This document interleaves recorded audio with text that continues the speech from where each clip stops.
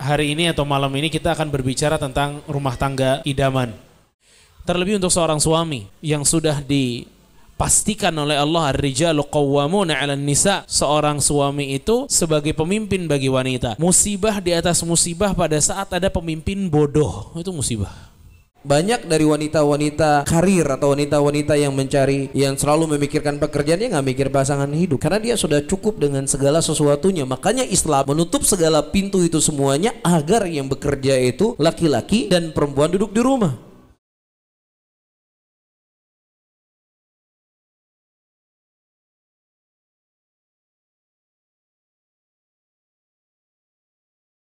Baik, bismillahirrahmanirrahim. Assalamualaikum warahmatullahi wabarakatuh. Baik, alhamdulillahi rabbil alamin, hamdan syukran lillah, salatan wa salaman ala rasulillah, amma ba'd. Para hadirin yang insyaallah dimuliakan Allah, selamat datang kami ucapkan di event talk show yang kedua. Alhamdulillah, Allah mudahkan langkah kita ke sini untuk sama-sama menimba ilmu. Semoga teman-teman semua bisa mengambil faedah bersama. Salat serta salam kita sanjung sajikan kepada baginda besar Nabi Muhammad SAW. Dan juga teman-teman sekalian, kami sangat mengucapkan banyak terima kasih kepada tuan rumah untuk yang kedua kalinya. Tuan rumah saya Sapiku, alhamdulillah sudah memfasilitasi tempat kepada kita yang Masya Allah luar biasa nyaman. Dan juga teman-teman kalau misalkan ada yang mau pesan makanan, silahkan pesan. Kita di sini bisa sambil makan-makan, bisa sambil menimba ilmu. Kemudian dan juga kami ucapkan terima kasih kepada teman-teman kru Sunnah Muhammad yang telah membantu acara kita, alhamdulillah. Kemudian dan juga jangan lupa teman-teman yang di sini hadir sambil makan, mungkin sambil bisa mencatat faedah-faedah yang nanti insya Allah akan guru kita sampaikan. Dan juga ada beberapa teman-teman sponsor yang alhamdulillah telah mensponsori kegiatan acara kita malam ini. Ada beberapa sponsor. Yang pertama ada tuan rumah sendiri, saya Sapiku, kemudian ada Island, kemudian Pandasa Property, kemudian Nyonyo Taiti, kemudian SM Kilang Padi, Smile Cell, dan juga Pondok TMP. Kepada sponsor kami ucapkan jazakumullahu khairan katsiran. Nah, pasti udah pada nggak sabar mau kita lanjut ke acara selanjutnya. Nah, untuk pemateri kita kali ini mungkin teman-teman udah pada tahu semua karena tadi juga sempat kajian di Cut Mutia Ba'da Maghrib.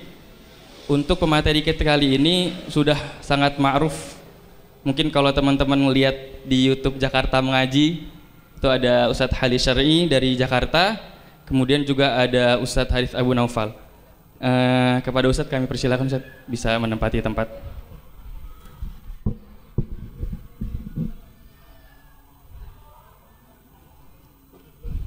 Silakan Ustaz. Masya Allah.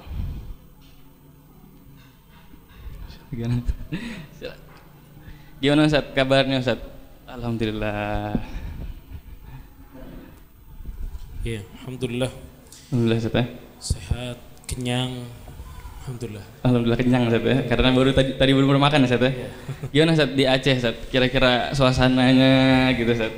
Ada yang berbeda pasti dari Jakarta. Ya pasti berbeda ya, pasti berbeda. Cuma memang nikmat sih. Hikmah Ustaz ya. Enak juga, nyaman ya. Nyaman. Alhamdulillah. Tadi juga sempat ke pantai sebentar. Masya Allah. Ke pantai. Masya Allah. Pantai apa nggak tahu namanya. Lampu. Masya Allah. Iya. Itu juga udah luar biasa banget lah. Untuk orang yang ya di Jakarta ya, lihat gedung terus kalau pantai juga nggak ada ombaknya tuh. Pantainya ini kesini ya. Pantai biasanya pantai Ancol biasanya teh. Iya, itu nggak ada ombaknya. Oh, nggak ada ombaknya. Gitu aja. Masya Allah. Ini enak banget, nyaman. Masya Allah. Berarti udah nyobain sangar teh? Sangar belum mana? Waduh, nanti kita harus cobain Ustaz. Harus cobain nih berarti nih. Masya Allah, alhamdulillah. Gimana Ustaz Haris? Alhamdulillah. Masya Allah. Ini nggak perlu banyak ditanya. Orang rumah. Oke Ustaz. Tapi Ustaz Haris sering ke Jakarta Ustaz, jarang di sini juga. Ya nasib saya sementara Ya Allah. seperti itu. Masya Allah. Ya jadi alhamdulillah teman-teman. Jadi ada beberapa pertanyaan nanti yang akan kita tanyakan kepada Ustadz. Sebelumnya mungkin ada kata pengantar dulu Ustadz, mungkin dari Ustadz Halid atau dari Ustadz Haris dulu. Silakan. Jadi tema kita sebelumnya maaf Ustadz. Afwan Ustadz. Jadi tema kita untuk kali ini adalah rumah tangga idaman. Rumah tangga idaman mungkin bagi para ini bukan hanya untuk yang sudah menikah, tetapi yang belum menikah seperti saya juga cocok untuk kita yang jomblo-jomblo, yang belum menikah, yang akan menikah, yang sudah menikah, yang sudah berpuluh-puluh tahun menikah juga cocok juga Ustaz ya. Insyaallah, Masya Allah, Insya Allah. Jadi ya semoga kita bisa mengambil faedah dan ilmu-ilmu dari beliau-beliau. Silakan Ustaz, kepada Ustaz Ali Syarif. Muhammad Halis Syarif Ustaz. Betul. Bismillah. Assalamualaikum warahmatullahi wabarakatuh. Alhamdulillah, alhamdulillah rabbil alamin. Wa sallallahu wa sallam wa baraka ala abdihi wa rasulih nabiyina Muhammadin wa ala alihi wa sahbihi ajma'in wa ba'd. Ya pertama terima kasih buat teman-teman dari Sunnah Muhammad, terus para teman-teman yang udah hadir di sini, juga terutama untuk tuan rumah nih, Sei Sapi, ya, Sei Sapiku, jazakumullah khair, ya. Penyambutannya luar biasa, ya, bikin orang betah dan nyaman ya, Masya Allah. Makanannya juga enak, luar biasa.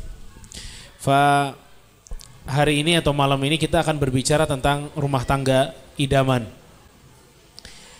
Ini semua rumah tangga, orang kalau menikah pasti yang paling diinginkan oleh orang yang menikah itu rumah tangganya menjadi rumah tangga yang harmonis. Tapi permasalahannya, ya, semua orang kalau menikah pengen harmonis, pengen sakinah mawaddah warahmah, tapi ternyata jalannya nggak diambil jalan yang di situ ada sakinah mawaddah warahmah. Itu permasalahannya. Padahal Islam nih sudah berbicara tentang pernikahan itu dari dulu. Sebelum orang-orang lain berbicara tentang pernikahan, Islam lebih dulu berbicara tentang pernikahan.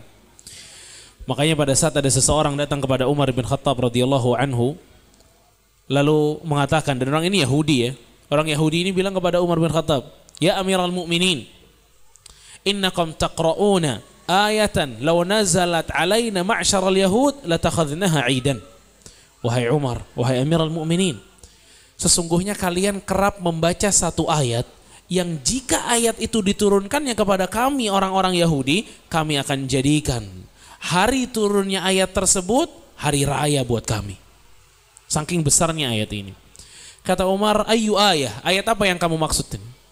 Orang ini mengatakan, ayat yang saya maksud adalah al-yawma akmaltu lakum dinakum wa atmamtu alaikum ni'mati wa raditu lakumul islam dinan. Surat Al-Maidah ayat ketiga. Allah mengatakan, pada hari ini aku sempurnakan agamaku, aku lengkapkan nikmatku, dan aku rela Islam sebagai agama bagi kalian, kata Allah. Ayat yang mengatakan bahwa Islam itu sempurna, kata orang Yahudi, kalau ayatnya turun di agama kami, maka kami akan jadikan hari raya tuh pada saat ayat tersebut turun. Ini menandakan kepada kita bahwa permasalahan demi permasalahan yang ada di dalam kehidupan kita, Islam punya solusi.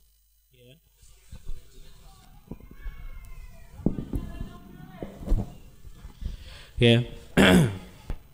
Setiap problem atau setiap masalah yang ada dalam kehidupan itu Islam punya solusinya. Islam punya solusinya. Makanya ada orang yang maunya Islamnya itu hanya terbatas di masjid aja. Dalam artian kalau ibadah saya mau ikut Islam. Tapi begitu bisnis misalnya, dia nggak mau ikut Islam. Dia nggak mau ikut aturan Islam. Ini salah. Karena Islam itu lengkap, dalam bisnis juga ada tuntunannya. Saya mau kalau Islam itu hanya ngurusin bagaimana ibadah saya.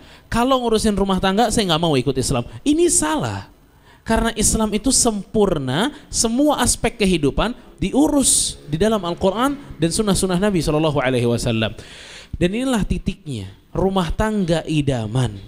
Rumah tangga yang kita harapkan sakinah mawaddah warahmah tidak akan pernah tercipta sampai kita memakai tuntunan dalam Islam.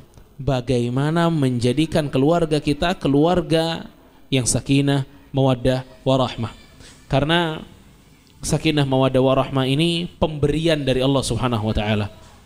Kalau kita nggak berbaik sama Allah, kalau kita nggak dekat sama Allah, gimana Allah ingin memberikan kepada kita ketenangan dalam rumah tangga?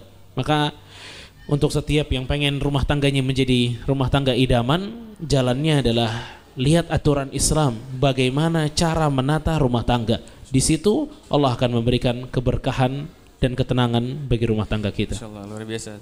Masya Allah. Jadi kadang-kadang banyak yang bilang cuman samawa aja tapi nggak ada yang bisa mengaplikasikan apa sih itu sebenarnya samawa itu Set. Samara lah Set, sakinah mawadah warohmah. Kalau samawa kan sakinah mawadah wa-nya kena Set. Samara. Jadi Masya Allah sekali, ternyata Islam itu udah sempurna banget sampai kehidupan rumah tangga pun diatur oleh Islam sendiri. Gimana Set? Ke Ustadz Haris gimana kira-kira Ustadz tentang rumah tangga idaman? Baik. Bismillahirrahmanirrahim. Assalamualaikum warahmatullahi wabarakatuh. Alhamdulillah hamdan katsira tayyiban mubarakan fih mubarakan alaih kama yuhibbu rabbuna wa yarda. Wa usalli wa usallim ala nabiyyina al-karim Muhammadin wa ala alihi wa ashabihi wa man tabi'ahum bi ihsanin ila yaumiddin. Tapi sebelum saya menyampaikan kajian di malam hari ini, Rasulullah sallallahu alaihi wasallam menyebutkan dalam hadisnya, la yashkurullah man la yashkurun nas. Tidaklah seseorang itu dikatakan bersyukur kepada Allah siapa yang tidak bersyukur kepada manusia. Oleh karena itu kami ingin menghaturkan terima kasih kepada si Sapiku dan juga kepada tim Sunnah Muhammad yang telah melaksanakan acara di malam hari ini. Mudah-mudahan acara kita adalah acara yang diberkahi oleh Allah Subhanahu wa taala. Jadi kalau kita berbicara tentang Islam ya, sebagaimana yang telah disampaikan oleh Ustadz tadi, Islam itu tidak mulu-mulu berbicara tentang sholat, tidak hanya berbicara tentang puasa, tidak berbicara tentang zakat, tetapi Islam berbicara segala aspek kehidupan manusia. Apa saja yang bisa memberikan kebaikan kepada manusia, maka Islam telah menerangkan sejelas-jelasnya, dan apa saja yang bisa memberikan kerugian, kehancuran untuk kehidupan manusia, maka Islam juga telah melarang perkara tersebut. Makanya di sana ada satu kaidah yang cukup populer di kalangan para ulama kita, innad dina mabniun 'alal masalih wa takmiluha. Bahwasanya agama Islam yang diturunkan oleh Allah Subhanahu wa taala itu adalah untuk mendapatkan maslahat. Jadi apa saja yang diperintahkan oleh Allah, apa saja yang diperintahkan oleh Nabi SAW, di dalamnya ada maslahat buat manusia. Itu sudah sebuah kepastian yang wajib untuk diimani oleh setiap muslim dan setiap muslimah. Nah, begitu juga permasalahan rumah tangga ini bukanlah masalah yang kecil, ini masalah yang besar. Kenapa? Karena baik dan tidak baiknya rumah tangga itu sangat berpengaruh akan baik ataukah tidak baiknya masyarakat. Dan baik ataukah tidak baiknya masyarakat itu sangat berpengaruh akan baik sebuah negara. Sementara usul diutusnya Nabi kita Muhammad SAW itu bukan hanya sekelumit manusia, bukan hanya satu kecamatan, bukan hanya satu kabupaten, bukan hanya satu provinsi, tetapi Nabi kita SAW diutus oleh Allah Subhanahu wa taala kepada seluruh manusia.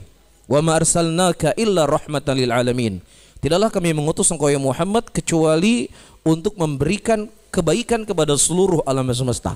Nah, bagaimana Islam berbicara agar kebaikan itu bisa tersebar di seluruh tempat tinggalnya manusia? Islam bermulai dengan diri kita sendiri.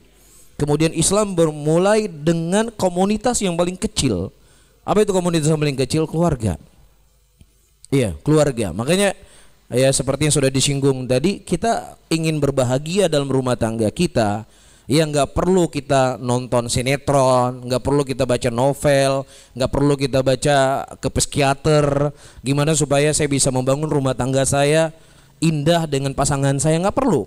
Karena Nabi kita Muhammad SAW telah mencontohkan kepada kita contoh yang paling terbaik. Iya, Allah Subhanahu wa taala mengatakan prinsip ini dalam Al-Qur'an, laqad kana lakum fi Rasulillah uswatun hasanah. Sungguh telah ada pada Rasulullah suri tauladan yang paling terbaik untuk kalian semuanya. Jadi kalau Kalau kita berbicara tentang suami, tidak ada suami yang paling baik di muka bumi ini melebihi dari Nabi SAW. Kalau kita berbicara tentang seorang teman, maka tidak ada orang yang lebih baik sebagai teman dibandingkan Nabi kita Muhammad SAW. Dan hadis-hadis tentang kehidupan rumah tangga Nabi kita Muhammad SAW itu semuanya telah ternukilkan. Semuanya telah ternukilkan. Tinggal kita mau membaca, mempelajari dan mempraktekkan dalam kehidupan kita ataukah tidak.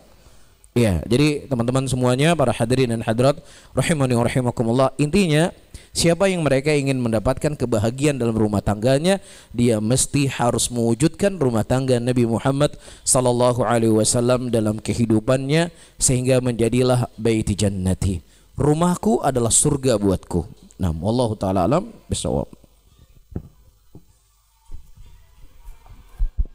Baik, Masya Allah, luar biasa Ustaz ya. Ternyata sepenting itu Ustaz ya. Sepenting itu kehidupan rumah tangga diatur oleh Islam. Tapi ya pertanyaan mendasarnya Ustaz. Ini kita lanjut ke pertanyaan Ustaz ya. Mungkin dari Ustaz Halid dulu. Ini lebih masuk juga Ustaz tadi maghrib ke kajian Ustaz. Jadi tentang hak gitu Ustaz. Pertanyaan mendasar Ustaz. Seberapa besar pengaruh ilmu agama ini terhadap kehidupan rumah tangga? Mungkin nanti kenanya ke individu atau masyarakat dan sebagainya Ustaz. Seberapa besar Ustaz pengaruhnya Ustaz? Ilmu agama ini ke rumah tangga. Ya barakallahu fiik. Kalau ditanya tentang seberapa besar pentingnya ilmu agama dalam rumah tangga, maka kita berpikir, kalau Nabi SAW pernah mengajarkan para sahabat bagaimana cara yang benar untuk membersihkan diri kita dari najis. Kalau habis kencing, bagaimana harusnya seseorang itu membersihkan dirinya. Kalau masalah yang seperti itu saja butuh ada ilmu, gimana masalah seperti rumah tangga yang besar? Maka peran ilmu di rumah tangga itu porsinya sangat-sangat besar. Karenanya waktu Ali bin Abi Thalib radhiyallahu taala anhu beliau menafsirkan ayat yang mengatakan ya ayyuhalladzina amanu qu anfusakum wa ahlikum nara. Wahai orang-orang yang beriman, jagalah diri kalian dan keluarga kalian dari api neraka. Beliau mengatakan adibuhum wa 'allimuhum. Ajarkan adab dan ilmu, kata Ali bin Abi Thalib. Ini menunjukkan bahwa ilmu harus ada di dalam rumah tangga, harus wajib hukumnya. Ya, ilmu agama harus ada, mulai dari ilmu agama yang mendasar sampai ilmu agama yang tinggi itu ada di dalam rumah tangga. Terlebih untuk seorang suami, ya, yang sudah dipastikan oleh Allah ar-rijalu qawwamuna 'alan nisa, seorang suami itu sebagai pemimpin bagi wanita. Musibah di atas musibah pada saat ada pemimpin bodoh, itu musibah. Pemimpin gak ada ilmu itu musibah. Maka tentu dari sini kita memahami bahwa salah satu karakter pemimpin itu berilmu. Begitu juga yang istri, sama. Yang perempuan juga sama. Dia adalah sebagai rumah, sebagai sekolah bagi anak-anaknya.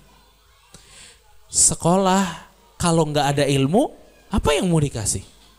Maka seorang wanita atau seorang istri pun dituntut untuk memiliki ilmu. Untuk memiliki ilmu. Kalau kita lihat suami ya, suami ini laki-laki itu punya kewajiban paling tidak 1 pekan sekali dengerin pengajian wajib hukumnya. Apa? Khutbah Jumat. Wajib dia. Ya. Ini menandakan apa? Bahwa butuhnya seorang laki-laki dengan ilmu untuk rumah tangganya. Jadi begitu dia pulang dari khutbah Jumatnya, dia dapat insight-insight baru lagi tentang ilmu, dia pulang ke rumahnya kasih ke istrinya. Karena itu peran ilmu dalam rumah tangga begitu besar, sangat besar. Ya akhi barakallahu fik. Afwan ya. Peran ilmu untuk seekor anjing saja besar. Peran ilmu bagi seekor anjing saja besar. Gimana bagi manusia? Allah Subhanahu wa taala mengatakan dalam surat Al-Maidah, ya, di antara hal-hal yang dihalalkan bagi kita itu adalah tangkapan seekor anjing. Jadi kalau ada anjing nangkap sesuatu, nangkap kambing misalnya, digigit sama dia kambingnya sampai mati, ya, lalu dibawa ke kita, boleh nggak kita bakar kambingnya kita makan? Nah, ini sekalian nanya Boleh nggak tuh? Kalau ada seekor anjing kita lepas, ya, kemudian anjing itu ngegigit satu ekor kambing, lalu kembali kepada kita bawa satu ekor kambing yang udah mati. Boleh nggak kita ambil kambingnya, kita bakar, kita bikin kambing guling habis itu? Boleh nggak? Boleh apa enggak? Gimana? Kira-kira boleh atau enggak? Kalau novel gimana? Boleh apa enggak? Hah? Takut salah fatwa pula kalau ngomongin itu. Ala kulli hal, ya. Bisa dua jawaban. Bisa boleh, bisa tidak boleh. Kapan? Kalau anjing yang kita lepaskan untuk berburu itu sudah diajarin. Alamtum, kata Allah. Kamu udah ajarin untuk dia berburu dan kamu lepaskan dengan bismillah, maka kalau dia balik membawa seekor kambing yang sudah digigit sama dia, boleh dimakan. Tapi kalau anjingnya bodoh, nggak pernah belajar, nggak pernah dilatih, haram tuh kita makan bangkainya itu, kambing itu. Paham? Ya, kalau kita lepas tuh seekor anjing itu nggak pernah kita latih, dilepas dapat seekor kambing, dia gigit kambingnya atau dia gigit tuh ayam dibawa ke kita, nggak boleh kita makan. Sampai anjing itu benar-benar telah dilatih untuk berburu baru boleh. Apa yang membedakan? Ilmu. Yang satu dilatih belajar, yang satu lagi nggak dilatih. Nih anjing yang pintar sama anjing yang bodoh gitu loh. Ini aja ada perbedaan. Peran ilmu begitu luar biasa di dua ekor anjing gitu loh. Bagaimana peran ilmu ini lebih besar lagi untuk di rumah tangga. Makanya memang pesannya para ulama, setiap orang yang mau menikah, telah menikah, sudah bertahun-tahun pun dia menikah, dia butuh ilmu. Karena amal itu dibangun di atas ilmu. Kalau nggak ada ilmu pasti rusak, nggak mungkin enggak. Karena amalan itu semuanya dibangun di atas ilmu. Luar biasa, masya Allah. Tapi memang ilmu ini dampaknya besar, Ustaz. Karena kenapa? Dalam realitanya ternyata nggak hanya ikhwan nih, Ustaz. Ternyata dalam realitanya akhwat-akhwat juga, misalkan pengaruh-pengaruh tidak ada ilmu, Ustaz. Misalkan kayak korban layangan nyambung gitu, Ustaz. Ada ternyata pengaruh-pengaruh seperti itu, Ustaz, terhadap akhwat-akhwat gitu, Ustaz. Kira-kira, Ustaz, gimana Ustaz cara nyikapin? Ada beberapa mungkin ini keluhan dari ikhwan juga, Ustaz. Ada beberapa istri-istri itu ternyata ketika suaminya keluar rumah gitu, Ustaz, ketika mungkin berolahraga, mencari nafkah, mungkin tingkat kecemburuan, mungkin karena pengaruh tadi itu, Ustaz, pengaruh mungkin tidak adanya ilmu atau pengaruh dan lain-lainnya, ternyata itu terpengaruh gitu. Jadi kurang nyaman, jadi buat suami itu kadang-kadang was-was, takut dan sebagainya. Gimana Ustaz cara nyikapin gitu?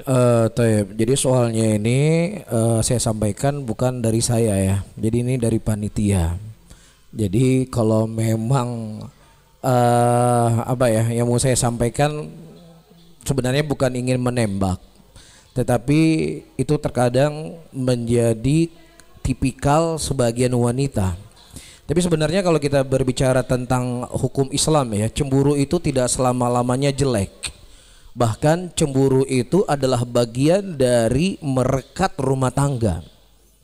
Makanya di sana para ulama menyebutkan cemburu itu dibagi menjadi 3. Ada cemburu yang sifatnya terlarang, ada cemburu yang sifatnya boleh, ada cemburu yang sifatnya tidak dibenarkan.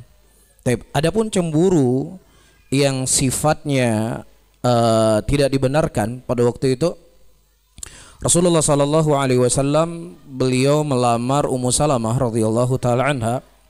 Kemudian Ummu Salamah berkata, "Ya Rasulullah, saya ini adalah wanita yang sangat cemburu. Dan saya khawatir kalau saya menjadi istri engkau, ya aku tidak siap dan aku tidak bisa melayani dirimu ya sebagai seorang suami."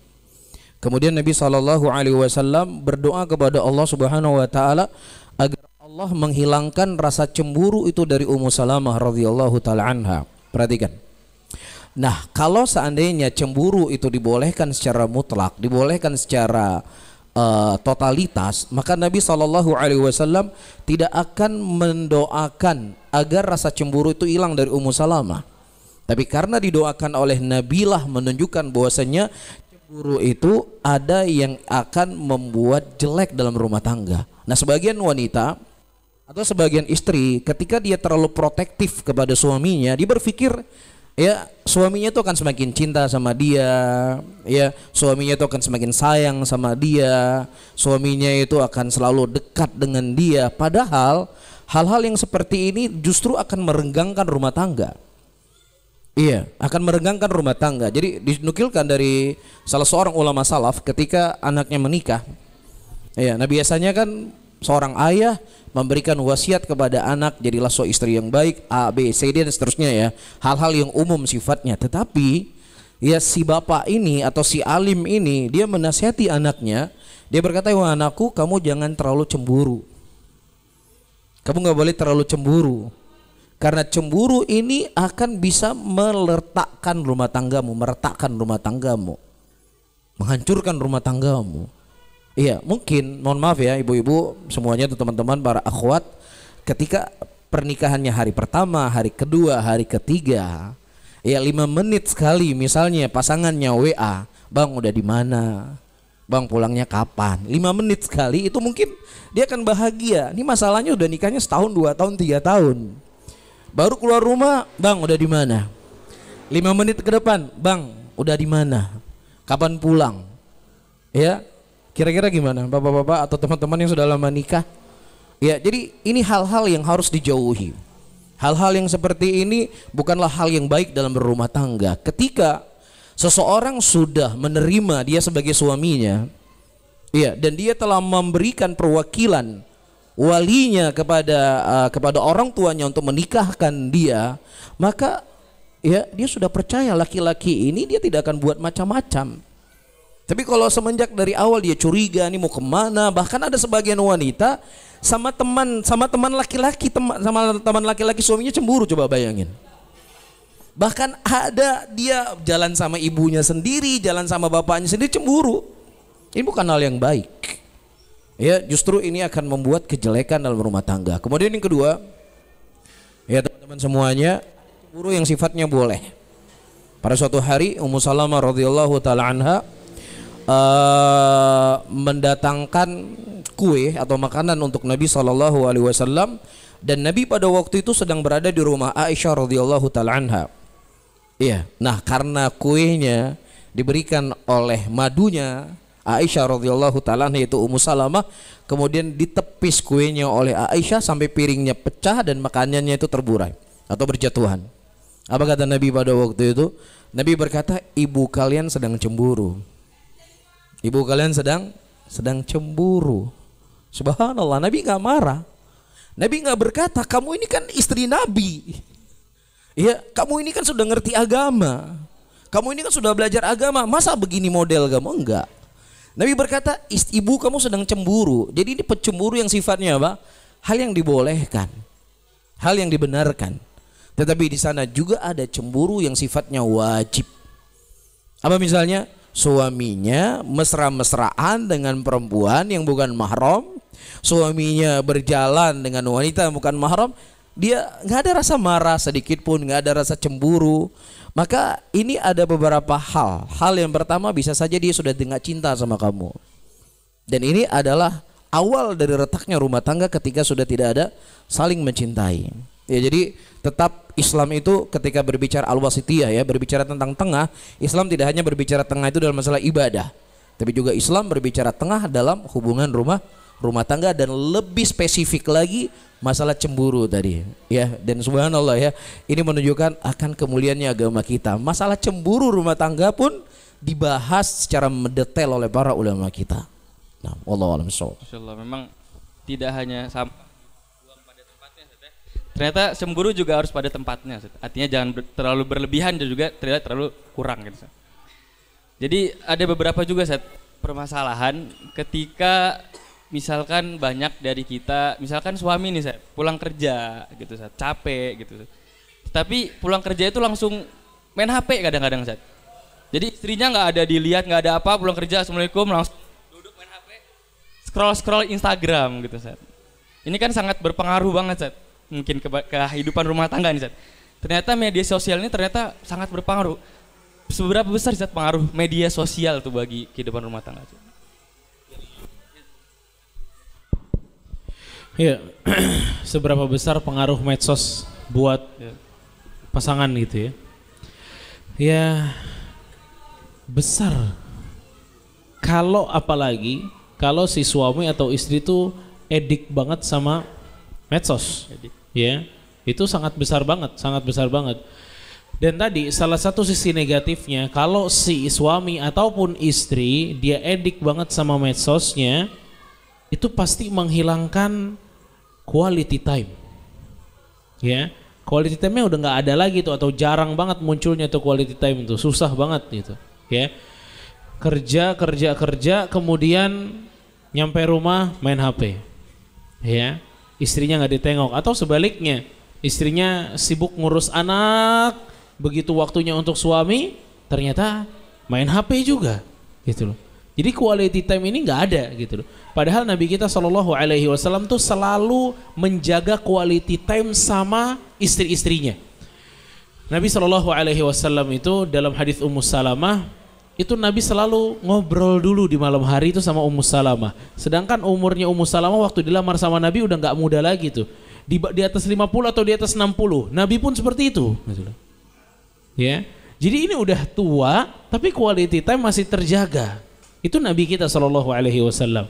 Nah ini memang permasalahannya di kita adalah quality time kita ya sama HP kita. Ya. Makanya ini urusan HP ini memang luar biasa ya. Berat. Musibah besar banget untuk orang yang nggak mampu. Makanya pilihannya cuma dua memang. Handphone ini pilihannya cuma dua. Medsos ini pilihannya cuma dua. Batasi atau tinggalkan. Batasi atau tinggalkan. Kalau nggak bisa dibatasin mainnya, tinggalin semuanya. Kalau nggak bisa dibatasi main HP-nya, tinggalin sudah. Ini cuma dua doang nih urusan HP ini. Kalau mau tetap ada HP-nya, ya batasi waktunya. Kapan waktunya dia main, ya? Kapan dia waktunya bisa lihat medsosnya dan lain sebagainya. Itu tentang waktu ya. Belum lagi tentang pengaruh apa yang dia lihat. Oh itu juga musibah dua gitu ya. Musibah part 2 nih, ya berat banget. Karena nggak bisa dipungkiri. Istri ngeliat berbagai macam hal di Instagram, di Facebook, di YouTube, ya. Sultan, wah mobilnya baru lagi, rumah baru lagi. Dia nengok ke atapnya, bocor lagi. Ya ini berat nih. Rumah di sini baru semua, di atapnya bocor semua. Lihat ada mobil baru, Sultan ini dia lihat ke depan, garasi kosong. Kosong garasinya, nggak ada mobilnya, nggak ada. Ya. Fala haula wala quwata illa billah.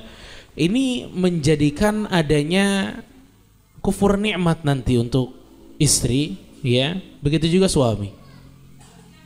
Suami yang suka main medsos, apalagi medsosnya nggak bisa dikontrol sama dia. Jadi kegiatan paling aktif dia itu main medsos dan isinya ngeliatin perempuan. Nah itu habis semua. Istrinya pasti habis. Ya. Kenapa? Karena dia akan selalu membandingkan istrinya dengan orang lain. Ya, pasti gitu terus gitu loh. Pasti gitu terus. Padahal Nabi SAW ya, itu mengatakan kalau kalian sedang di luar lalu kalian melihat seorang wanita, ini seorang laki-laki ya, melihat seorang wanita yang dia suka, maka pulanglah dan ketemulah dengan istrimu. Langsung disuruh kemana? Ke istrinya, balik lagi. Karena apa yang ada di wanita yang kamu lihat di depan itu ada juga pada istrimu. Keinginannya sama gitu loh. Ya, dan ini solusi dari Nabi SAW. Ya. Itu waktu. Lalu kemudian jadi penilaian kita dengan istri atau suami pun akhirnya berubah. Padahal dia udah cukup, gara-gara suka ngelihat sultan tadi itu bawaannya nggak cukup. Istrinya udah cantik, gara-gara dia lihat yang lebih cantik lagi nggak cukup. Ya, selalu seperti itu. Ya, dan biasanya kalau sudah keracunan medsos, ini privasi pun nggak terjaga. Ya, semuanya difoto, semuanya diupload gitu loh. Ya, ini juga bermasalah jadinya nih. Ya, akhirnya nggak ada privasi. Padahal privasi untuk suami dan istri ini penting banget gitu loh. Dia punya privasi, dia punya rahasia sendiri. Ya, itu kalau kita lihat dari sisi negatifnya. Bukan berarti di sini saya sarankan untuk meninggalkan medsos semuanya, enggak juga. Kadang ada manfaatnya, ada positifnya. Apa positifnya? Kadang apa yang kita lihat di medsos itu bisa jadi bahan obrolan kita sama pasangan kita, gitu loh. Jadi bisa quality time-nya ngobrolin sesuatu yang ada di medsos tuh yang seru tuh apa gitu misalnya. Itu sisi positifnya gitu loh. Tapi jangan lupa sisi negatifnya tadi. Ya, intinya tadi sih batasi atau Hentikan. tinggalkan. Masya Allah. Seperti pisau juga Ustaz ya. Bisa untuk memotong juga, bisa untuk melukai juga Ustaz ya. Iya. Sebenarnya seperti itu medsos. Masya Allah, luar biasa.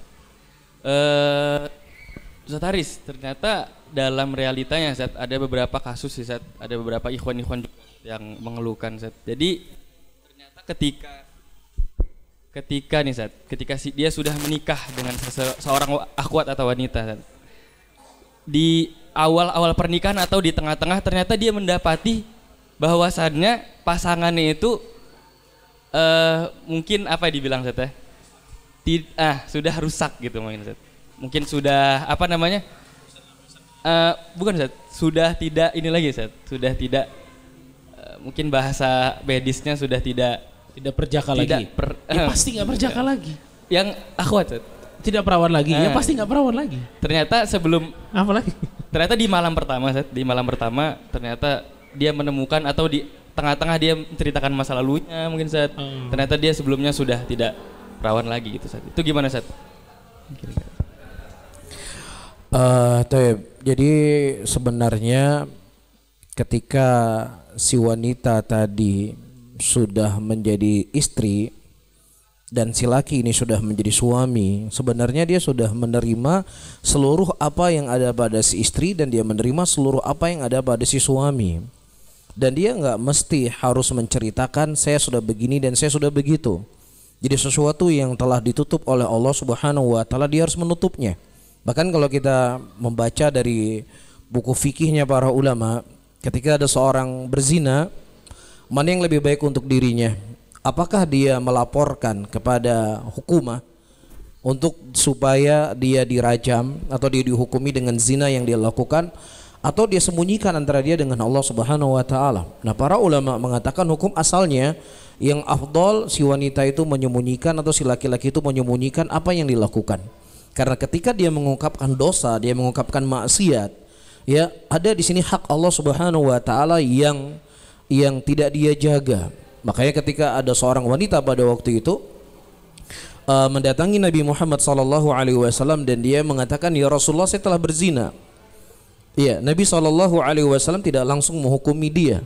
Rasulullah bertanya tentang akal wanita ini, apakah dia berakal ataukah tidak. Ya, jadi ini adalah hal-hal yang perlu untuk diketahui di dalam ya pernikahan. Jadi apa yang telah berlalu ya berlalulah, maka yang dia lihat adalah apa yang ada di depan dia sekarang ini. Ketika di depan dia adalah seorang laki-laki yang soleh, di depan dia adalah seorang wanita yang solehah, maka itulah yang menjadi pasangan hidupnya. Ya, tidak perlu untuk dia membuka-buka apa yang telah ditutup oleh Allah Subhanahu wa taala. Nah, bisa ternyata tidak banyak Zat dari ikhwan-ikhwan kita. Zat. Awalnya ketika pernikahan udah berhenti merokok Zat. Iya. Tapi di tengah-tengah, kayaknya mungkin karena lingkungan gitu Zat. Iya. Merokok lagi gitu Zat. Jadi mungkin akhwatnya merasa nggak nyaman gitu. Iya. Itu gimana Zat cara istri menghadapi suami yang seperti ini Zat? Tapi pertama merokok itu tidak membatalkan pernikahan ya. Tapi itu yang perlu untuk diketahui. Tetapi disitulah di dalam kita menjalani kehidupan, apakah kehidupan rumah tangga, ataukah kehidupan masyarakat, ataukah kehidupan di mana saja, pasti kita akan mendapatkan ujian dan cobaan. Makanya para ulama ketika mereka menerangkan dan menjelaskan tentang bagaimana cara seorang manusia atau seorang hamba dia bisa menghadapi beraneka ragam ujian dan cobaan dalam hidupnya. Yang pertama yang harus dia tanamkan bahwasanya saya selama tinggal di dunia ini pasti saya akan ada cobaan untuk saya. Wa ja'alna ba'dukum li ba'din fitnah tasbirun. Dan kami jadikan kepada sebagian kalian dan sebagian yang lainnya fitnah. Moga kalian bersabar. Dan suatu saat kita akan mendapatkan ujian dengan pasangan hidup kita. Pasti itu. Ya tidak mungkin tidak. Nah, kita tidak akan mungkin lari dari masalah. Karena ketika kita lari dari masalah, sebenarnya kita sedang lari dari takdirnya Allah Subhanahu wa taala. Iya. Nah, sementara kita sebagai seorang muslim, ya dari rukun iman kita adalah mengimani takdir yang Allah takdirkan kepada kita. Tetapi yang jadi masalahnya atau hal yang perlu kita ketahui, ketika saya punya masalah, apa yang harus saya lakukan? Apa yang harus saya lakukan? Dan bukankah Allah Subhanahu wa taala telah mengatakan bahwasannya laki-laki itu pakaian bagi istrinya dan istri juga pakaian bagi suaminya? Maka disinilah si istri harus berusaha semaksimal mungkin bagaimana suaminya itu bisa meninggalkan rokok. Ya, dia cari sebab dulu. Apa yang membuat si suaminya itu kembali merokok? Apakah mungkin pelayanannya sudah nggak seperti awal pernikahan, atau mungkin dia masaknya sudah nggak seperti dulu lagi? Akhirnya si suami mencari jalan keluar yang lain untuk menenangkan hatinya. Salah, iya ini salah, nggak benar. Cuman kita berbicara bagaimana si istri dia berusaha untuk mengintrospeksi dirinya ketika dia mendapatkan suaminya kondisi seperti ini, dan bersamaan dengan itu ya dia coba menasihati suaminya, dia coba mengingatkan suaminya, ya dia coba, mungkin suaminya sudah malas kajian, akhirnya jatuh kepada hal yang disebutkan tadi, disemangatkan ke kajian. Dan juga kepada si suami, Rasulullah SAW menyebutkan dalam hadisnya, saya adalah orang yang paling baik, sebaik-baik kalian adalah orang yang paling baik kepada keluarganya, dan saya adalah orang yang paling baik kepada istri saya. Iya, perokok ya, yang paling mendapatkan efek jelek dari rokok itu siapa? Orang terdekat. Orang yang terdekat. Siapa yang paling terdekat? Istri. Si istri. Iya, istri adalah orang yang paling mendapatkan efek yang paling jelek dari para perokok. Mohon maaf ya. Nabi kita Muhammad SAW justru ketika beliau masuk ke dalam rumah, yang pertama kali beliau lakukan adalah bersiwak. Kenapa? Karena beliau akan mengkecup Aisyah radhiyallahu taala anha, sampai-sampai Aisyah radhiyallahu taala anha sempat berkata, aku tidak pernah mencium bau yang tidak sedap dari mulut Nabi kita Muhammad sallallahu alaihi wasallam. Sedetail ini, sekecil ini Nabi kita sallallahu alaihi wasallam menjaga perasaan istrinya. Lah kita bisa bayangkan bagaimana lagi dengan rokok. Iya, bagaimana dengan rokok. Jadi kalau si suami memang dia cinta dengan istrinya, dia cinta dengan anak-anaknya, kita belum berbicara tentang kesehatan, dampak penyakit dari perokok pasif, tetapi kita berbicara efek langsung ya dari sisi bau itu tadi. Ya, maka suami yang mereka cinta sama Allah, cinta sama Rasulnya, dan cinta dengan istrinya, pasti dia tidak akan pernah mendekati barang-barang yang seperti ini. Nah, Ustaz, jadi ini nyangkut soal ujian rumah tangga, Ustaz. Jadi tadi tidak terlepas dari ujian. Ustaz Musa Muhammad Khalid terakhir nih, Ustaz. Mungkin tips dari Ustaz untuk rumah tangga, untuk pasutri Ustaz, dalam menghadapi ujian rumah tangga. Gimana Ustaz kira-kira? Iya. Barakallahu fikum. Pertama memang kita harus sadar. Sebagai suami harus sadar, sebagai istri harus sadar bahwa pada saat sang suami bersalaman dengan wali sang istri itu dan mengatakan saya terima nikahnya dan kawinnya, bahwa dia harus sadar yang dia nikahi itu suami, ya, dia harus sadar bahwa yang dia nikahi itu adalah manusia. Istri pada saat menerima lamaran suami sadar bahwa yang dia terima lamarannya itu manusia. Yang kata Allah Subhanahu wa taala, wa kanal insanu ajula, manusia itu punya sifat tergesa-gesa. Wa kanal insanu kafura, manusia itu punya sifat kufur, enggak tahu terima kasih. Wa kanal insanu aktsaru syai'in jadala, manusia ini orang yang paling suka debat, ya, dan berbagai macam karakter manusia di situ. Maka dari sini mereka harus paham, setiap pasangan harus paham bahwa Allah telah menciptakan suaminya, Allah telah menciptakan istrinya dengan karakter-karakter tadi. Ya, kekurangan demi kekurangan tadi itu pasti ada. Maka ini yang harus diketahui. Ya, dia harus tahu betul bahwa pasangan saya itu manusia dan penuh dengan kekurangan. Ya, dari berbagai macam hal. Makanya Nabi SAW pernah mengatakan, la yafriqu mu'minun mu'minah in kariha minha khuluqan radhiya minha akhar. Kata Rasul SAW, gak pantas seorang suami benci sama istrinya atau istri benci sama suaminya karena melihat satu karakter yang dia tidak sukai.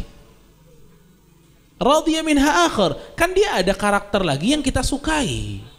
Misal seorang suami nggak suka nih sama istrinya, orangnya lelet banget misalnya, ya, suaminya udah bete banget udah kalau urusan lelet ini gitu loh.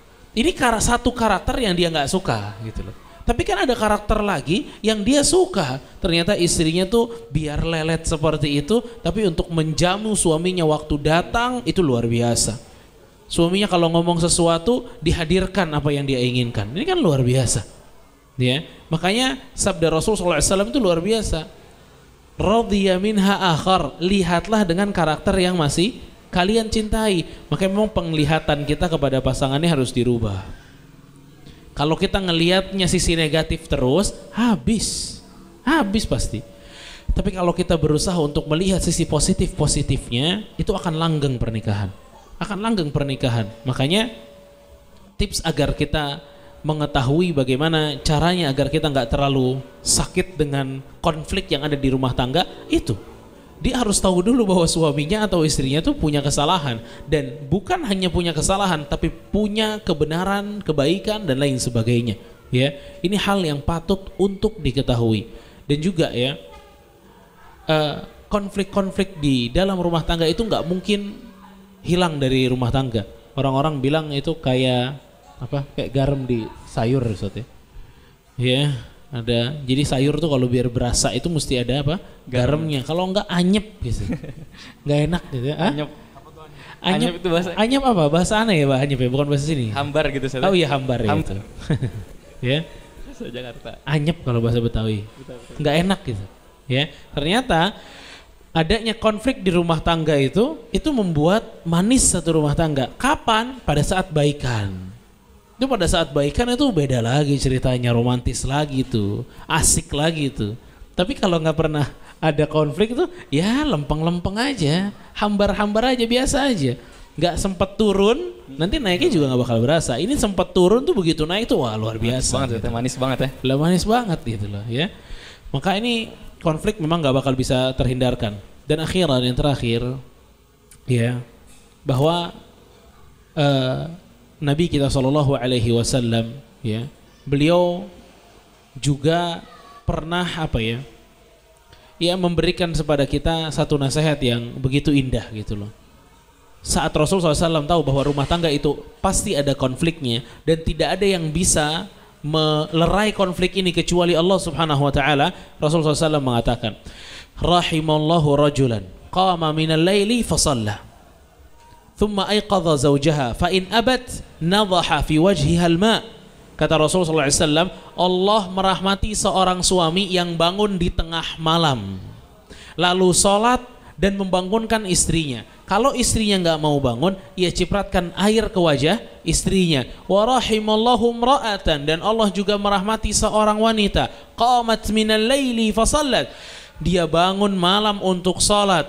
Thumma aiqadhat zawjaha, kemudian dia bangunin tuh suaminya. Fa in aba nadhahat fi wajhil ma, kalau suaminya enggak mau bangun, dia cipratkan air ke wajah suaminya. Kalau kita lihat hadis ini, ya, teman-teman sekalian, ternyata rahmat Allah yang diharapkan ada pada rumah tangga itu bergantung betul dengan ibadah dari pasangan ini.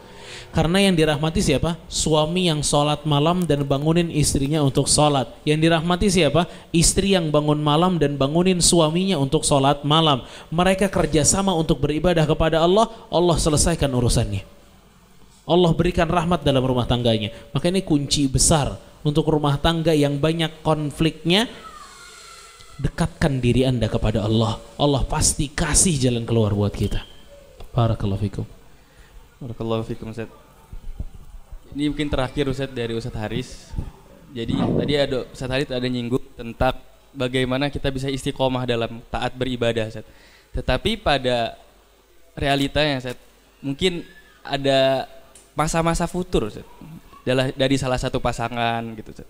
Gimana, Ustaz, cara menyikapi dari pasangan kita ketika istrinya futur? Ini sudah tahu, Ustaz, sudah mengerti agama, semua sudah bisa menghadapi ujian, tetapi dalam ujian kefuturan ini ternyata berat, Ustaz. Cara menyikapi mungkin suami kita futur atau istri kita futur gimana, Ustaz? Ini futur dalam ibadah atau futur dalam Futur hubungan? dalam ibadah. Oh, futur dalam ibadah. Taib. Pertama, perkara ini sudah dikhabarkan oleh Nabi kita SAW bahwasanya setiap amalan itu ada masa-masa semangatnya dan juga ada masa-masa yang kurang semangat atau dikenal dengan futur. Nah, siapa yang masa semangatnya itu di atas sunnahku, maka dia akan mendapatkan petunjuk. Tapi kalau seandainya masa kurang semangat atau futur itu bukan di atas sunnahku, maka dia akan celaka. Dari hadis ini menunjukkan kepada kita bahwasanya masa-masa itu akan bisa menghampiri seseorang. Tetapi hadis ini juga bukan sebagai alasan. Iya, bukan sebagai alasan. Ya, wajarlah saja futur. Iya, futur terus itu nggak wajar. Iya, malas untuk beribadah secara terus-menerus ini tidak wajar. Ya, tetapi Rasulullah SAW mengkhabarkan dari hadis yang kita sebutkan tadi, futurnya seseorang dari satu jenis ibadah yang kemudian dia berpindah kepada ibadah yang lainnya. Jadi bukan futurnya dia kemudian dia ngerokok, futurnya dia cari bioskop, futurnya dia cari teman lamanya, teman yang berlawanan jenis atau yang semisalnya. Ya, tetapi futur ini sifatnya seperti yang telah kita khabarkan tadi. Maka bagaimana caranya? Ya, salah satu sebenarnya solusinya sudah disampaikan tadi oleh Ustaz Syar'i, di mana Nabi SAW menghasung rumah tangga itu dengan ibadah. Ketika masing-masing pasangan mereka menjalankan ibadah, maka disitulah Allah Subhanahu wa taala akan memberikan ya rahmat. Dan rahmat itu merupakan bentuk kasih sayangnya Allah. Ketika seseorang mendapatkan rahmat dan mendapatkan kasih sayang, maka disitulah dia akan mudah untuk menjalani kehidupannya. Makanya Nabi menyebutkan dalam hadisnya, ihfadillah yahfadka, jagalah Allah maka niscaya Allah akan menjagamu. Dan ini bukan hanya berbicara dalam satu konteks, tetapi ini berbicara dalam segala konteks kehidupan manusia. Ketika kita menjaga Allah, maka Allah akan menjaga rumah tangga kita. Ketika kita menjaga Allah, Allah akan menjaga masyarakat kita. Ketika semua menjaga Allah, maka Allah akan menjaga bangsa dan negara ini. Jadi itu adalah sebuah kalimat yang ringkas disampaikan oleh Nabi SAW, tetapi memberikan solusi. Jadi ya saling mengingatkan, saling memberikan motivasi, saling ya mendukung ya untuk kebaikan. Nah, wallahu a'lam bishawab. Masyaallah, barakallahu fiikum, Ustaz, luar biasa nasihat dari Ustadz. Kemudian mungkin dari teman-teman ada yang ingin bertanya? Oh, silakan. Tes. Bismillahirrahmanirrahim. Assalamualaikum warahmatullahi wabarakatuh. Afwan Ustadz, mau apakah ada kalau penghasilan itu 100% kita serahkan ke istri, atau berapa seharusnya penghasilan suami yang kita serahkan ke istri? Karena terkadang kan istri ini hanya ada uang tidak gitu loh untuk memberi kebutuhan. Padahal kalau kita memberi semua kan berarti kita tidak punya uang lagi nih sebagai suami. Seperti apa sebenarnya yang sesuai sunnah, Ustadz? Jazakallah khair. Jazakallah khair. Silakan Halid.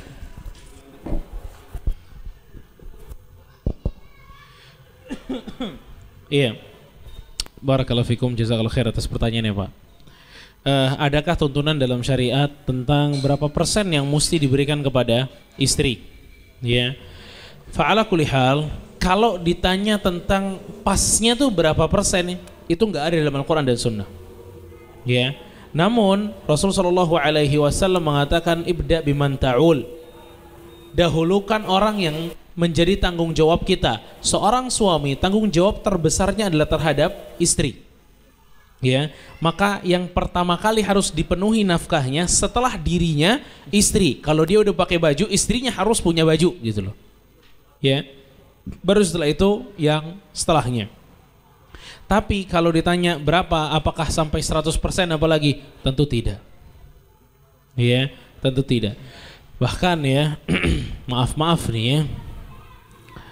Seorang suami ya, itu mestinya pegang duit dia sendiri dan kasih istri nafkah.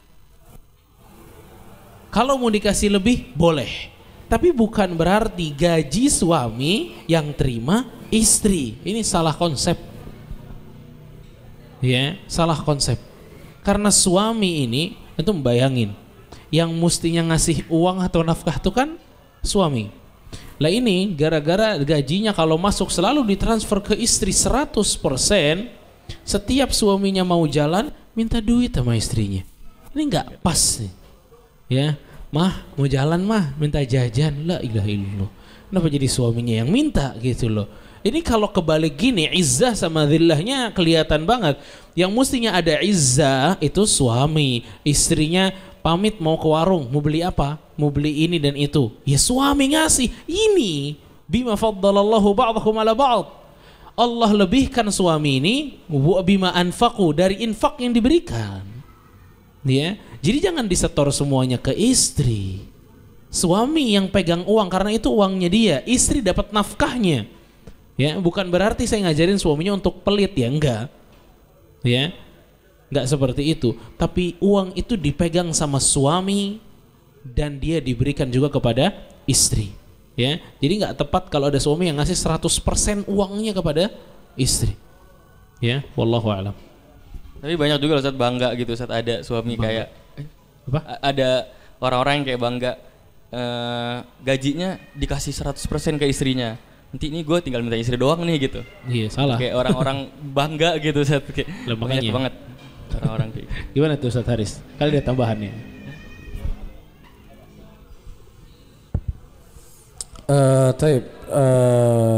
Apa yang sudah dijawab oleh Ustaz Syari sepertinya sudah cukup. Cuman ada satu hadis di mana ada seorang sahabiyah mendatangi Nabi SAW dan dia menceritakan kalau suaminya ini tidak memberikan nafkah yang cukup untuk dirinya.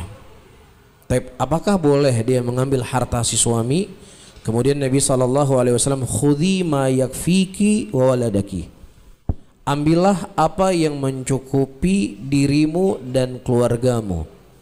Iya. Nah, berapa batasannya? Seperti yang disampaikan oleh Ustaz Syar'i tadi, tidak ada batasannya. Makanya di sana ada satu kaidah disebutkan oleh para ulama, idza syara'allahu syar'an falam yuhaddid fa huwa yarji ila al-urf. Ketika Allah Subhanahu wa taala mensyariatkan sebuah syariat dan kemudian tidak dibatasi berapa bentuknya, berapa jumlahnya, maka kembali kepada uruf. Ya, walahunna mithlul ladzi 'alaihinna bil ma'ruf. Allah Subhanahu wa taala ketika menyebutkan antara hubungan suami istri, Allah menyebutkan bil ma'ruf. Jadi kalau misalnya di Banda Aceh, ya, seorang istri diberikan jajan oleh suaminya 1 juta misalnya untuk kehidupan 1 bulan, cukup nggak kira-kira? Kita cerita uruf. Ketika kita membahas uruf, kita membahas kebanyakan masyarakat. Berapa kira-kira cukup uang belanja di Banda Aceh? 1 juta cukup nggak? Nggak cukup. 2 juta? 3 juta? 3 juta, 3 juta ya. 3 Jadi juta. urufnya masyarakat di Banda Aceh, jajan yang diberikan kepada si istri 3 juta. Nah, si suami ini dia telah menjalankan kewajiban yang Allah wajibkan kepadanya. Nah, ketika si istri nuntut ya dengan tambahan lebih dari itu, maka si suami sudah tidak punya kewajiban dan si suami tidak disalahkan dalam masalah seperti ini, kecuali kapan si suami disalahkan, dia hanya memberikan jajan kepada istrinya 3 juta rupiah, tetapi untuk teman-temannya di luar bayar kopi, bayar makan pagi, makan siang, makan malam itu bisa 6 juta. Nah, ini salah. Ya, seperti yang disampaikan oleh Ustaz Syar'i tadi, bahwasannya ya orang yang paling berhak untuk kita berbuat baik adalah siapa? Istri kita. Dinarun anfaqtu li ahlik a'dham wa ajrun indallah. Harta yang kau infakkan kepada istri dan anakmu itu lebih besar pahalanya di sisi Allah. Dan sisi yang kedua, Bapak dan Ibu yang dimuliakan oleh Allah, mohon maaf, ini sudah menjadi tabiatnya wanita yang memang Rasulullah mengkhabarkan wanita itu setengah akalnya dan setengah agamanya. Iya, wanita ketika dia punya banyak uang, dia cenderung ingin berlepas. Dia cenderung ingin sendiri. Makanya banyak dari wanita-wanita karir atau wanita-wanita yang mencari, yang selalu memikirkan pekerjaannya, nggak mikir pasangan hidup.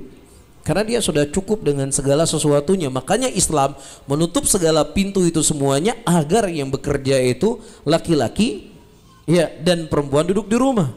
Supaya apa? Supaya si perempuan itu lebih menghargai pasangan hidupnya.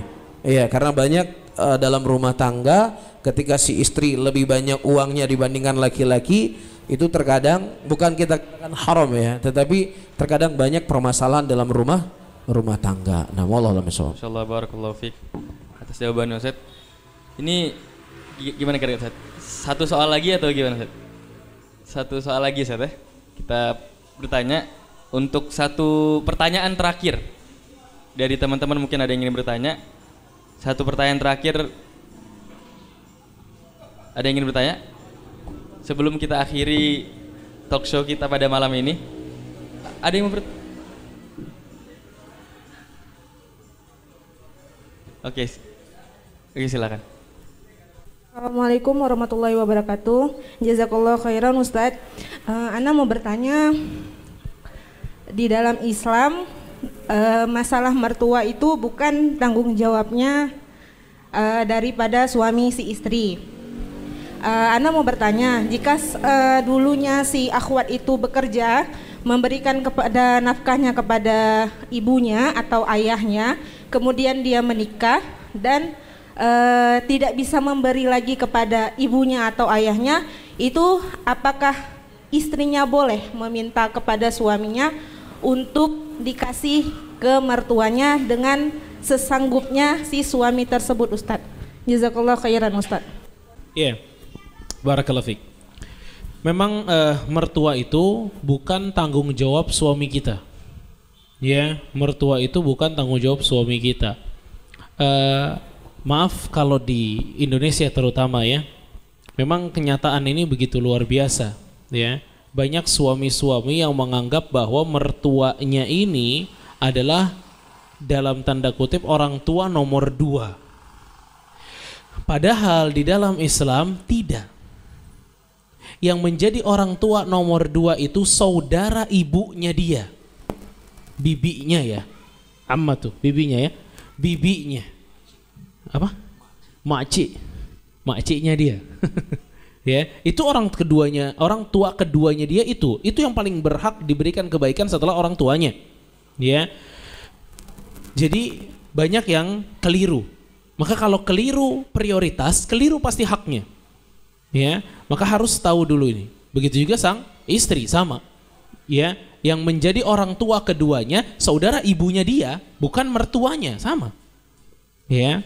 Jadi setelah itu baru dia bisa datang ke mertuanya. Itu masalah prioritas. Sekali lagi saya katakan ini bukan ngajarin kurang ajar sama mertua atau cuek sama mertua. Enggak. Tapi prioritas ini harus kita tahu karena ini agama kita. Ya.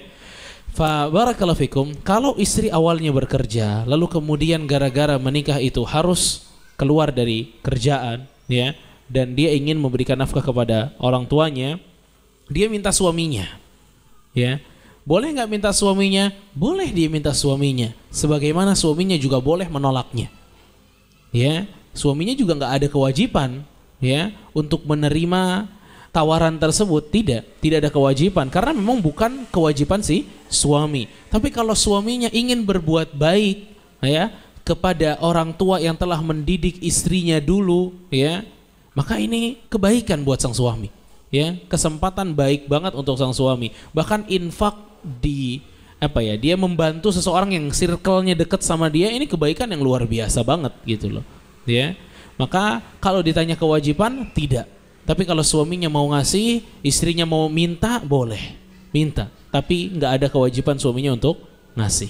Begitu. Silakan, Ustadz Haris juga ada jawaban. Ada tambahan. Saya mungkin tidak membahas, mungkin sudah cukup apa yang dijawab oleh Ustadz Syar'i hafizahullahu ta'ala. Saya ingin membahas hal yang lainnya yang mungkin masih ada keterkaitan tentang harta tadi ya. Karena kesempatan untuk berbicara. Karena kesempatan berbicara di Aceh kesempatan emas Ustaz. Emas, Masya Allah luar.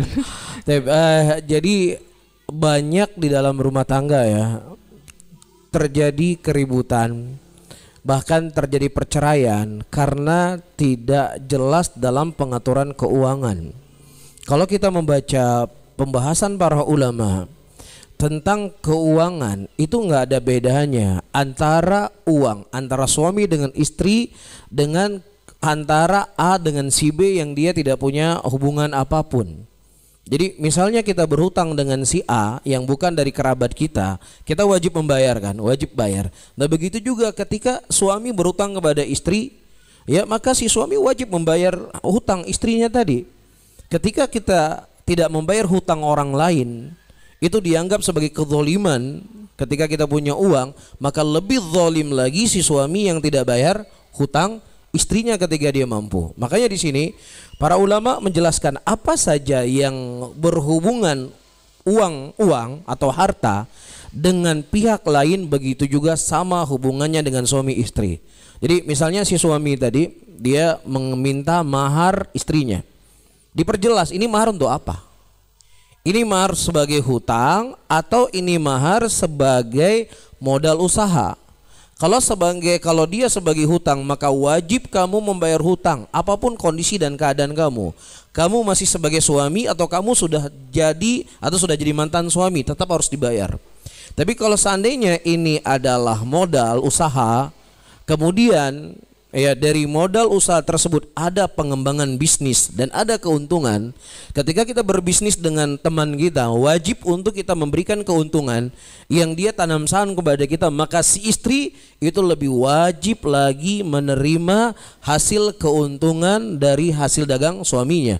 Jadi nggak bisa suami berkata, udah nih deh ya, ini pokoknya uangnya 5 juta hasil keuntungan, udah kamu nggak dapat uang belanja lagi, nggak bisa. Kecuali si istri berkata, ya sudah bang, saya nggak perlu lagi gaji, saya nggak perlu lagi nafkah dari kamu karena uang saya sudah cukup. Kalau dia berkata demikian, ya sudah, Anda selamat. Tapi kalau dia berkata, oh nggak bisa bang, ini kan hasil modal usaha saya. Iya, adapun uang kehidupan sehari-hari, engkau yang harus menafkahi hidup saya. Maka si suami wajib menafkahi si istrinya tadi dari harta yang dia punya, tidak boleh dia ambil dari harta keuntungan si istrinya tadi. Nah kemudian ya, perusahaannya terus berkembang. Kemudian si suami itu meninggal, maka diperjelas berapa saham si istri, ya diberikan dulu sebagai pemilik saham, kemudian hasil sisanya baru dijadikan sebagai warisan. Nah kalau seandainya ini semuanya teratur, semuanya terjaga, ya Islam ketika berbicara sesuatu kondisi, Islam tidak berbicara dalam kondisi normal ya, dalam kondisi aman, tetapi Islam juga berbicara sesuatu itu kalau seandainya terjadi sesuatu. Makanya dalam Islam Allah Subhanahu wa taala mensyaratkan atau menganjurkan ketika orang melakukan hutang piutang ditulis. Nah hari ini kita tahu saya hutang sama dia 5 juta, saya tahu, ingat. Tetapi masalahnya setahun depan, 2 tahun lagi, 3 tahun lagi, 4 tahun lagi kita nggak tahu berapa hutang kita lupa. Kan seperti itu. Makanya Islam ketika mensyariatkan sesuatu dia nggak berbicara hari ini, tapi Islam berbicaranya nanti. Iya. Nah makanya segala sesuatu itu harus ditulis ketika terjadi perceraian. Ini tidak dicari-cari ya, tapi kita berbicara kalau seandainya terjadi, apa yang harus dilakukan? Maka sesuatu yang tertulis maka akan lebih mudah untuk dibagi agar tidak terjadi keributan, tidak terjadi saling memutus hubungan karena walaupun dia itu bukan suaminya lagi, memang dia sudah tidak bisa berkomunikasi, tapi dia punya anak yang harus diurus. Ketika anak yang diurus ini hubungan mereka tetap baik, lebih mudah untuk mendidik mereka, dan itu biasanya datang dari jalur keuangan. Wallahu ta'ala alam bisawab. Barakallahu fikum. Insyaallah barakallahu fikum Ustaz. Dengan berakhirnya tadi jawaban dari Ustaz Haris, insyaallah berakhir pula acara kita malam ini. Jazakumullah khairan Ustaz kepada Ustaz Muhammad Halil Syari dan kepada Ustaz Haris, dan juga jazakumullah khairan kepada para hadirin sekalian atas kehadirannya, atas atensinya.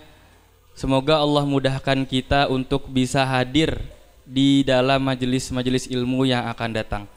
Insyaallah besok insyaallah ba'da subuh ya. Ba'da subuh insyaallah kita ada kajian di Masjid Oman. Mungkin kalau ada kemudahan insyaallah kita sama-sama datang.